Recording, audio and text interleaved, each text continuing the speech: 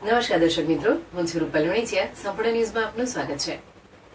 લોકસભાની રાજકોટ બેઠક પર ભાજપના ઉમેદવાર જાહેર થયેલા કેન્દ્રીય મંત્રી પુરુષોત્તમ રૂપાલાના વિવાદાસ્પદ નિવેદનના કારણે રાજ્યભરમાં ક્ષત્રિય સમાજમાં રોષ ફેલાયો છે. ત્યારે આજે ડીસામાં પણ ક્ષત્રિય જાગીરદાર સમાજના લોકોએ નાયબ કલેક્ટરને આવેદનપત્ર આપી પુરુષોત્તમ રૂપાલાની ટિકિટ રદ કરવાની માંગ કરી છે. લોકસભા ચૂંટણી નજીક આવી રહી છે ત્યારે રાજકીય પક્ષો દ્વારા પ્રચાર પ્રસાર શરૂ કરી દેવાયો છે. ત્યારે હવે રાજકોટ બેઠક પરથી ચૂંટણી લડનારા પુરુષોત્તમ રૂપાલા વિવાદમાં આવ્યા છે. પુરુષોત્તમ રૂપાલાનો એક કથિત વિડીયો સોશિયલ મીડિયા પર વાયરલ થઈ રહ્યો છે.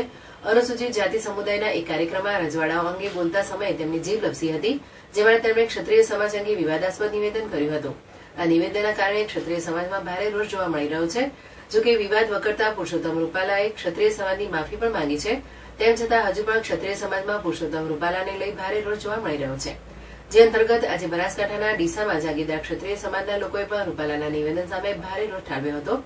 ક્ષત્રિય સમાજના આગેવાનોએ આજે 3 હનુમાન મંદિરથી રેલી સ્વરૂપે નાયબ કલેક્ટર કચેરીએ પહોંચ્યા હતા અને નાયબ કલેક્ટર નેહા પંચાલને આવેદનપત્ર આપી રૂપાલાની ટિકિટ રદ કરવાની માંગણી સરકાર સુધી પહોંચાડવા માટે રજૂઆત કરી છે.